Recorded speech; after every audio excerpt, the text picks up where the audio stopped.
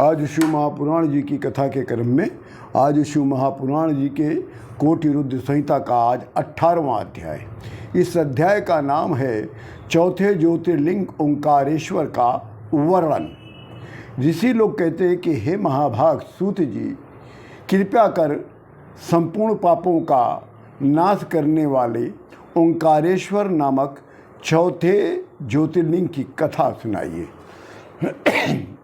सूत जी कहते हैं कि हे महर्षियों, एक बार नारद मुनि गोकर्णेश्वर शिव जी के समीप जाकर बड़ी भक्ति से वो शिव जी की सेवा करने लग गए। फिर वहाँ से नारद मुनि विंध्य पर्वत पर आ गए।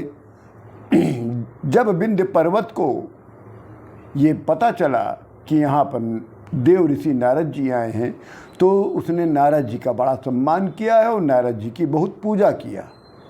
उसी समय नारद जी का अहंकार जाग गया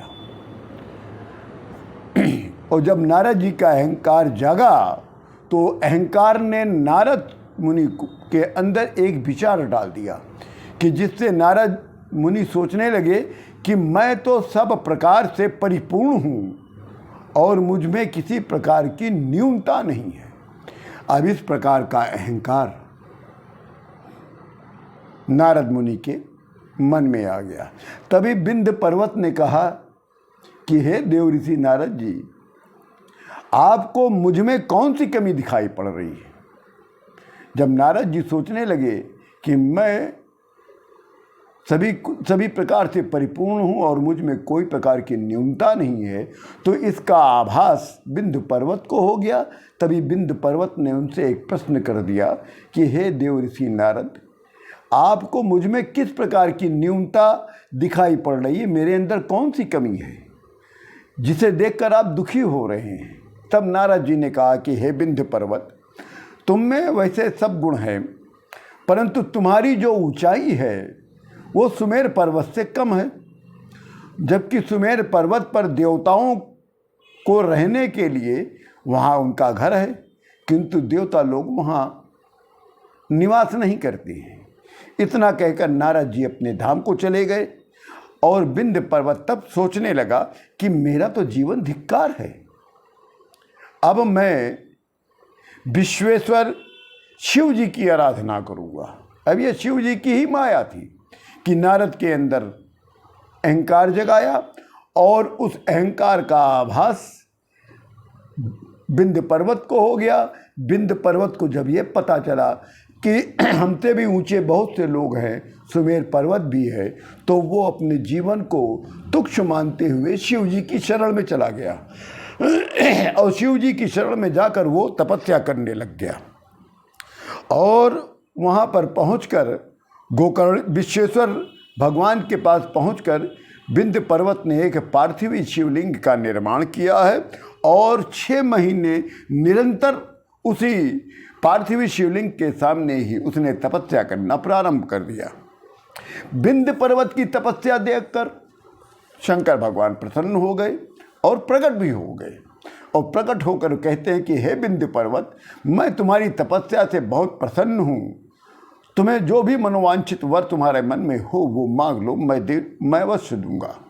तब विंध्य पर्वत कहता है कि हे देवाधिदेव, हे महादेव, हे शिव जी, यदि आप मुझ पर प्रसन्न हैं और मुझे वरदान देना चाहते हैं तो मुझे ये वरदान दीजिए कि जिससे मेरी अभिलाषा पूर्ण हो, ऐसी बुद्धि हमको दे दीजिए।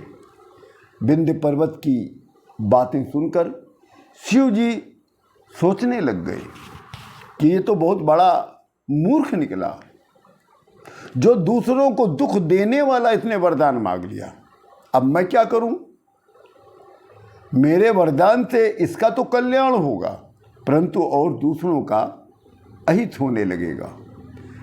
अब मैं इसको ऐसा वरदान देता हूं कि दूसरे का भी अहित ना हो। तब शिव जी ने कहा, हे विंध्य पर्वत, तुम्हारी जैसी इच्छा हो तुम वैसा ही करो। इसी समय देवता और ऋषि लोग वहाँ आ गए और कहा कि हे प्रभु शिव जी, आप यहाँ प्रकट हो गए हैं, तो आप यहीं पर अब आप स्थित रहिए और अपने भक्तों का कल्याण करिए। तब देवताओं के प्रार्थना पर, उनके वचन पर शंकर भगवान वहीं पर स्थित हो गए और वहीं पर ज्योति रूप में निवास करने लगे। और वो ओंकारेश्वर नाम का वो केवल एक ही शिवलिंग था। अब वो दो रूपों में विभक्त हो गया। और ओंकारेश्वर शिवलिंग जब विंध्य पर्वत पूजा कर रहा था तब तक तो ओंकारेश्वर थे, मगर जब देवताओं ने उनसे स्थित रहने का वहाँ पर प्रार्थना कर दिया तब वो शिवलिंग एक शिवलिंग ओंकारेश्वर दो रूप में विभक्त हो गया। जो प्रणव में स्वरूप में था, जो शिव जी के प्रणव स्वरूप में था, वो वहीं निवास करने लगा, वो ओंकारेश्वर के नाम से विख्यात हुआ। और जो पार्थिवी रूप में प्रकट हुए थे वो परमेश्वर के नाम से विख्यात हुए। ओंकारम चयोयलिंगमेकम तच्चेद्विधागतम प्रणवे च ओंकार नामासीत सा सदा शिव। बोलिए पार्वते पतये श्री हर हर महादेव।